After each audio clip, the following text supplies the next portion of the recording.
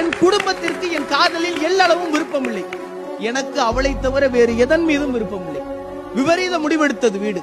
எனக்கு உள்ளூர் வெளியூர் வெளிநாடுகளில் எல்லாம் வரன் பார்க்க தொடங்கினார்கள். நான் வாழ்ந்தால் அவளோடு தான் என்று திட்டவட்டமாக முடிவெடுத்து வீட்டை விட்டு வெளியேறினேன்.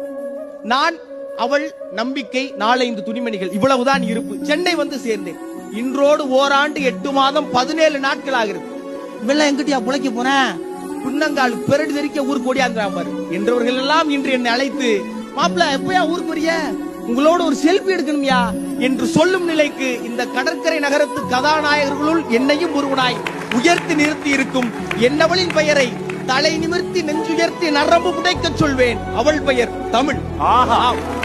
இந்த காலத்தில் தமிழை மட்டும் படிச்சு என்று உதடு விதிக்கியவர்கள் மத்தியில் தமிழை படித்து தமிழோடு உழைத்து தமிழால் பிழைத்து தமிழனாய் நிலைத்து நிற்கும் நான் கர்வத்தோடு கச்சரிப்பேன்.